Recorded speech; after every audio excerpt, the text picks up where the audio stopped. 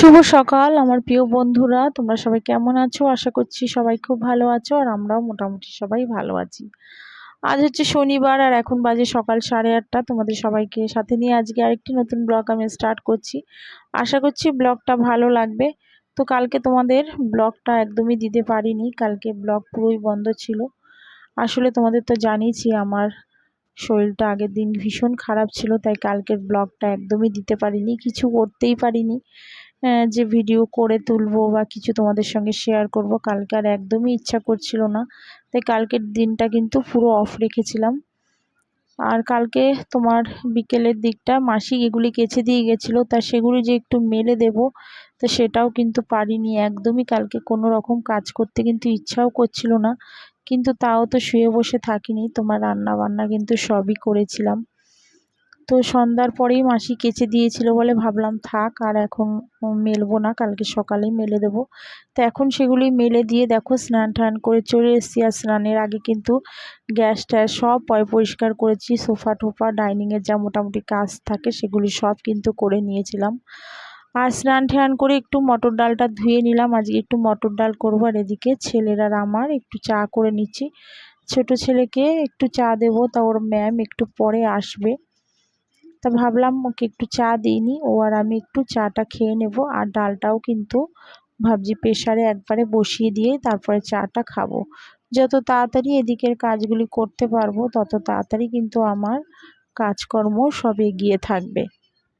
তো ডালটা তোমার ধুয়ে কিন্তু মটর ডালটা কিন্তু বসিয়ে দিয়েছি। আর এদিকে দেখো চাটা খেয়ে তোমার চলে এলাম আবার একটু ছেলেকে পড়াতে। ম্যাম ফোন করলো, বললো একটু লেটে আসবে, তাই ভাবলাম ছেলেকে একটু আধ ঘন্টা একটু রিভিশন করিয়ে নিই, তা সেটাই কিন্তু আবার বসে একটু ধরে নিচ্ছি। আর এটা দেখছোই তোমরা শাশুড়ির ঘর, শাশুড়ি বেড টেড কিছুই ক্লিন করেনি, তোমাদের দাদা ভাই ওই ঘরে এখনও ঘুমোচ্ছিল, তাই ভাবলাম এই ঘরেই বসে একটু পড়িয়ে দিই। আর এই সকালের সময়টা কিন্তু আন্টি এই ঘরেই পড়ায়, আর বিকেলের সময় কোনো বিকেলে যদি পড়ায় তখন আমার ঘরে পড়ায়। কারণ এই সময় সকালের দিকটা তোমাদের দাদাভাই বেশিরভাগই মামার ঘরে ঘুমিয়ে থাকে, তাই শাশুড়ির ঘরেই কিন্তু পড়াতে হয়। তো ছেলেকে পড়াতে পড়াতেই চলে এলাম। ডালে কি দেব দেখো, আজকে ডালটা একটু অন্যরকম করব। করব হচ্ছে একটু কুমড়ো, কাঁঠাল বিচি আর ডাঁটা দিয়ে করব হচ্ছে মটর ডাল। এই ডালটা হচ্ছে পুরোপুরি আমার মায়ের রেসিপি। আমার মাকে ছোটোবেলায় খুব এই ডালটা দেখতাম করতো নিরামিষের দিনে। মা করতো মুগ ডাল দিয়ে একদম ঘন ঘন করে, কাঁঠাল বিচি দিয়ে ডাল কিন্তু ভীষণ ভালো লাগতো আমার খেতে। তা অনেক দিন পর তোমার করব ভেবেই কিন্তু অনেক দিন পর এই ডালটা আজকে করব। তা মুগ ডাল দিয়ে করব না, তার একটাই কারণ রাত্রির দিকে ওরা এই ডালটা খাবে। আর ছেলেদের রাত্রির দিকটা আমি মুগ ডাল একদমই দিই না। যখনই তোমার মুগ ডাল করি তো তোমার সকালের দিকটাই শুধু করি, আর রাতের দিকে রাখি না। তাই এটা কিন্তু মটর ডাল দিয়ে করব, তাই একটু বেশি করে মটর ডাল ভিজিয়ে দিয়েছিলাম, আর এতক্ষণে সিদ্ধ হয়ে গেছে। তা সেগুলিকে দেখো এবার কি এগুলি দেব, তোমার কাঁঠাল বিচি ডাঁটা তা কুমড়ো এগুলিকে ভালো করে তোমার কেটে নিয়ে ধুয়ে তারপরে তোমার ডালের মধ্যে দিয়ে দেব। আর তোমার একটা কি দুটো সিটি দেওয়ার পরেই কিন্তু তারপরে নামিয়ে দেবো। দেখো আমার কাটা হয়ে গেছে, তো ভালো করে এগুলি ধুয়ে নিচ্ছি, ধুয়ে কিন্তু তোমার প্রেসার কুকারে দিয়ে দেবো। আর ওদিকে ঘরের কাজ কিন্তু এখনও কিছুই কমপ্লিট হয়নি, তাই ভাবলাম আগে তোমার ডালটার মধ্যে এগুলি দিয়ে সিদ্ধ করে নিই, তারপরে বিছনাটা গিয়ে তুলবো। তা ওদেরটা সিদ্ধ বসিয়ে দিয়ে এসে কিন্তু সোজা চলে এলাম ঘরে। তোমাদের দাদাভাই এতক্ষণে উঠে পড়েছে। আর এদিকে দেখো আমি ঘরের বেডটা ভালো করে তোমার বালিশগুলি আগে তুলে নিয়ে জায়গা মতন রেখে দিলাম, আর এদিকে বেডটাকেও কিন্তু ভালো করে ক্লিন করে নিচ্ছি। আজকে আর চাদরটা তুললাম না, ভাবলাম থাক আজকে আর তোমার তুলবো না, কালকেই একবারে তুলে একটু কাঁচা চাদর পেতে দেব। ছোট ছেলের এতক্ষণে আন্টি চলে এসছে, তাও ও পড়ছে। আর এদিকে বেডটা কিন্তু ক্লিন করেও আমি ভাবছি ছেলেদেরকেও একটু খেতে দিয়ে দেবো, কারণ অনেকটাই এখন বেলা হয়ে গেছে। তাই আগে বেডটা ক্লিন করে নিয়ে কিন্তু ওদেরকে খেতে দিয়ে দিয়েছিলাম। আর এতক্ষণে বাইরে কিন্তু ভালো মেঘ হয়ে আছে বন্ধুরা, কয়েকদিন ধরে যা তোমার বৃষ্টি ভীষণভাবে জ্বালাচ্ছে।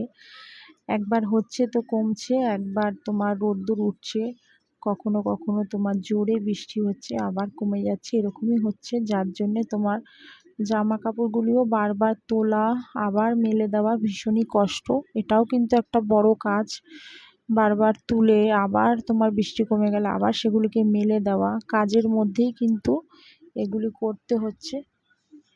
তো এদিকে বেডটা ভালো করে ক্লিন করে তারপরে কিন্তু দেখো ড্রেসিং টেবিলটাও ভালো করে মুছে নিচ্ছি। আর ড্রেসিং টেবিলে তো যাবতীয় জিনিস কিন্তু থাকে, সেগুলি তোমরা হয়তো জানো। দেখো প্রতিদিন কিন্তু আমি জায়গার জিনিসগুলি আবার জায়গায় ঠিক করে রেখে দিই, আর ছেলেরা এসে এসে সেই এই টেবিলের মধ্যেই রেখে দেবে। দেখো পুরো আকাশ পুরো অন্ধকার হয়ে গেছে, এখন বাইরেটা দেখো পুরো অন্ধকার।